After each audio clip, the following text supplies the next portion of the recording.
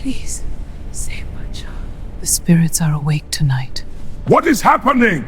Your laws are unjust, king! Silence, boy. You challenge the crown? Yes, your rule is tyranny! Then face the consequences. You dare betray me, Shadow? Betray or envy blinds you. Lies. Charge for the kingdom! Forward! You are too weak to rule, and you are too cruel. Then prove yourself! I will not become you. The people of Zuhari feared the red moon because whenever it appeared, someone died. Mothers hid their children indoors.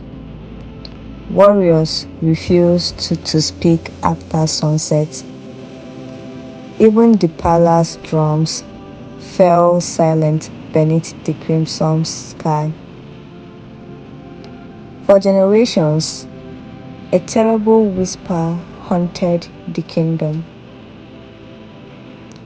Every firstborn prince of Zuhari carries death in his blood, and the gods were always waiting to collect their debt.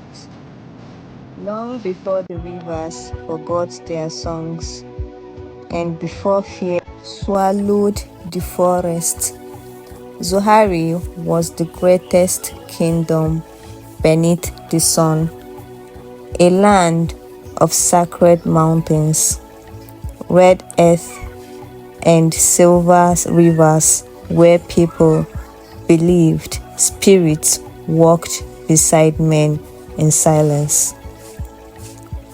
At the center of it ruled King Adeboru, a man feared by enemies, worshipped by warriors, and haunted by a secret he could never escape. Because deep inside the royal bloodline of Zuhari, something evil had awakened. On the night Prince Jelani was born, thunder shook the kingdom like the anger of forgotten gods. Rain poured violently upon the palace roof, while servants ran through dark corridors, carrying bowls of hot water and burning herbs. Inside the queen's chamber, Queen Amara screamed in agony. Outside, King Adeboru paced restlessly. Then suddenly, the palace fires went out. Every single one. Darkness swallowed the royal chambers. The old palace priestess, Mama Sadi, froze in fear. "She has arrived," she whispered. The king turned sharply. "What did you say?" But before she could answer, the cry of a newborn child echoed through the palace. At that exact moment, lightning struck the sacred baobab tree standing before the palace gates. The people screamed. The drums stopped. Even the wind became silent. The child was born beneath an omen. When the baby prince was finally brought before the king, everyone stared in horror. The child's eyes were completely silver. The kingdom gathered the next morning in fear. Some called the child blessed, others called him cursed. Mama Sade, the ancient priestess whose age nobody knew, entered the royal court carrying a bowl of ashes. She looked at the prince for a long time before speaking. This child will either save Zuhari or destroy it forever. The entire palace fell silent. King Adeboro clenched his fist. What nonsense is this? But Mama Sade continued. When the burning sky returns, the prince will stand between light and darkness. Blood will drown the kingdom. A brother will betray a brother. Fire will consume the throne. Queen Amara hugged the child tightly. Years passed. Prince Jelani grew into a quiet and intelligent boy. Unlike other princes, he loved listening to old stories from farmers and hunters. He preferred sitting beneath trees with village elders rather than learning war strategies with soldiers.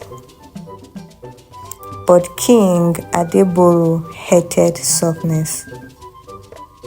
To rule a kingdom, the king often said, "A man must be fed before he is loved." The king believed mercy made rulers weak, and so he ruled Zuhari with iron hands. Thieves lost fingers. Traitors disappeared.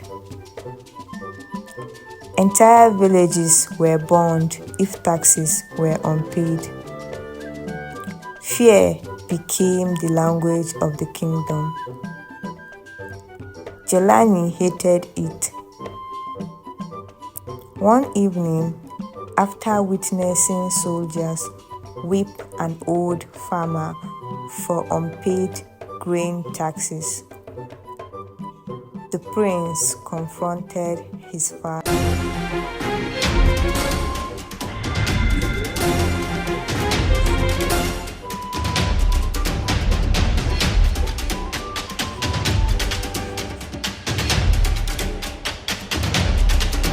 Your laws are unjust, King! Silence, boy. You challenge the crown? Yes, your rule is tyranny! Then face the consequences. Adeboro stepped closer. A king who shows pity becomes prey. Jelani looked directly into his father's eyes. Then maybe Zuhari needs a different kind of king. The king slapped him across the face. The royal guards froze. Even Queen Amara gasped. For the first time, hatred entered the prince's heart.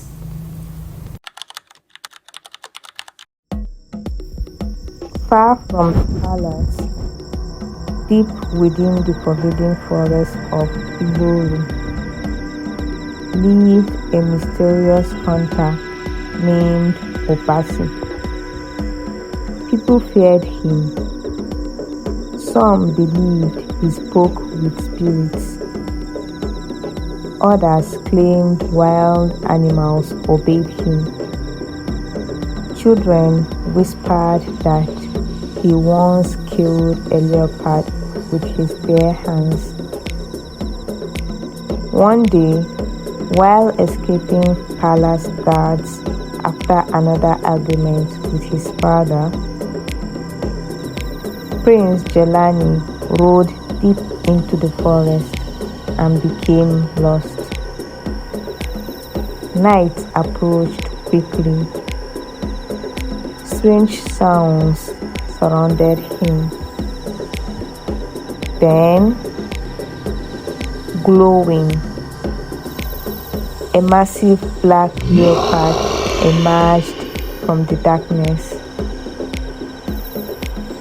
Jelani froze. The beast prepared to attack. But before it could leap, an arrow flew through the air. The leopard collapsed instantly. A tall hunter stepped from the shadows. Obasi, you ride like a prince, the hunter said calmly, but you survive like a goat. Jelani stared in shock. You saved my life. Obasi shrugged. The forest saved you. I merely listened. The hunter took the prince to his hidden home in the forest. There, Jelani learned things the palace never taught him.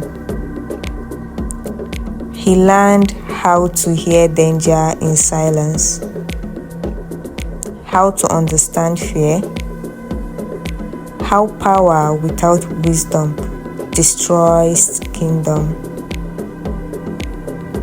Obasi told him ancient stories forgotten by the royal family. Stories about the true history of Zuhari. And slowly, Jelani discovered something horrifying. His family had stolen the throne generations ago through betrayal and murder. The curse upon the royal bloodline was not from the gods. It came from innocent blood spilled by greedy kings.